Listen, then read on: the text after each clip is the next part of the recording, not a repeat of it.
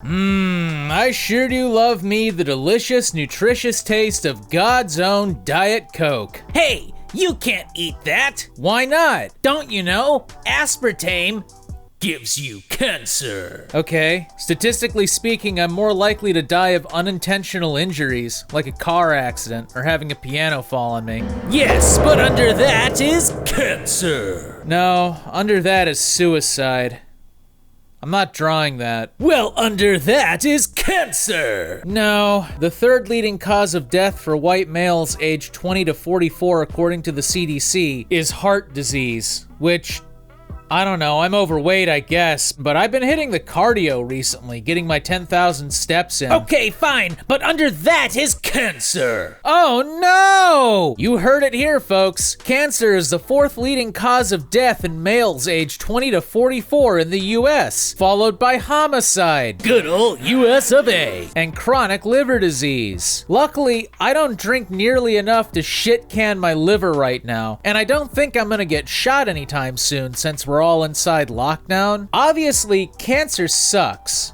Hard. But does aspartame really cause it? Well, let's find out. Also, before we get started, I know this episode was supposed to be about that time I filmed a bunch of meth heads, but the script for that episode is about 15 pages long now, and work has been eating up huge chunks of my time. So I figured I would get this episode out as soon as possible, and then next week throw the meth head story in. It really is just gonna take a little bit longer for me to get that one done. So, artificial sweeteners. You know them, you love them, and if you're diabetic or watching your sugar intake, you begrudgingly use them. According to a 20-second Google search on the term most popular artificial sweeteners, the four big boys in the market are saccharin, aspartame, acusal flame potassium, and sucralose. I'm just gonna stick to saccharin, aspartame, and sucralose since those are the ones that I see most frequently. And if the guy who says that koalas are fake has taught me anything, it's that whatever I don't frequently see is fake. So I would appreciate you not bringing up acusal-flame potassium or ACE-K in the comments, because I don't want to platform Illuminati propaganda. Anyway, let's start with saccharin, or as you probably know it, Sweet and Low. It was developed in the late 1870s, also known as that wild time in our history when chemists were just throwing a bunch of shit together in a lab and calling it medicine. Ah yes, I've combined this cocoa leaf extract with this poison from a dart frog and diluted it in a solution of pig urine. Brilliant, doctor. What does it do? Why, it treats earaches, throat aches, cures impotence, invigorates the vittles, humorizes the bone marrow, regrows hair, makes you see straight, and exorcises the demons of the red phlegm. It was derived from coal tar, which, doesn't that sound refreshing, and is about 300 to 400 times as sweet as sugar. It was sold as a food additive almost immediately after its discovery, but it wasn't until the sugar shortages of World War I did it really see any market success. In the 1970s, some experiments in rats found that consuming super high doses of the stuff had a correlation with bladder cancer. Now, if you ask me, I would think that if you ate nothing but a white powder made of coal tar every day in high enough quantities, it would be pretty obvious that you would end up with some kind of issue. But the mechanism behind the increase was determined to not be relevant in humans. However, people with a sulfonamide,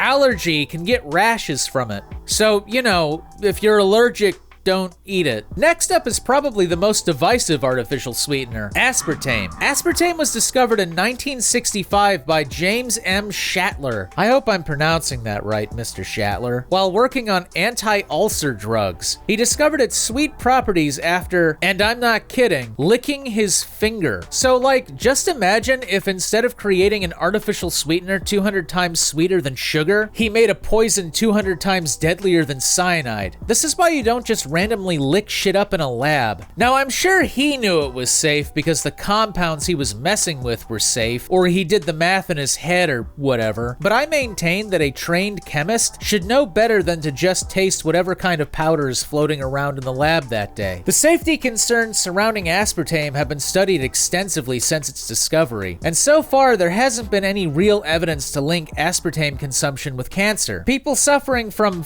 Oh, God. A rare metabolism disorder that prevents you know, the goddamn thing is, when I was writing this, I said these completely correct. No, I'm gonna fucking get this. Phenyline... From being metabolized, do run a small risk of neurological issues from ingesting large quantities of the stuff, as aspartame does contain a small quantity of that. It can also cause headaches, along with about a dozen other foods. Last on our list is sucralose, and this one is a big deal to me because it's one I use on a pretty much daily basis in my coffee. Mysterious white powder. Sucralose, also known as trideoxyglycosuro. I can get this.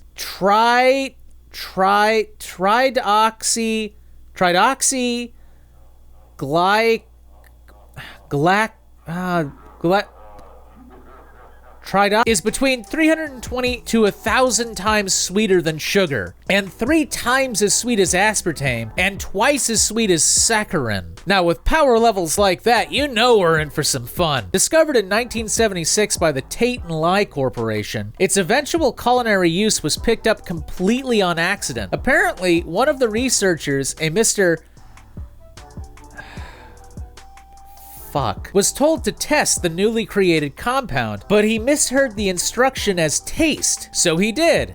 Again, really good this stuff didn't turn out to cause instant super AIDS. While considered safe by the FDA and other food safety regulatory bodies, it hasn't all been smooth sailing for old sucralose max. For starters, there have been some studies to indicate that sucralose might not be biologically inert, meaning that even though it's not sugar, the body might treat it like it is sugar, causing a spike in glucose and insulin levels. These studies were only animal studies though, and full-on human tests haven't shown the same exact results. But research in 2019 revealed that when heated above 248 degrees Fahrenheit, sucralose can dechlorinate into potentially carcinogenic chloropropanols, polychlorinated dibenzotoxins, and polychlorinated dibenzofurans.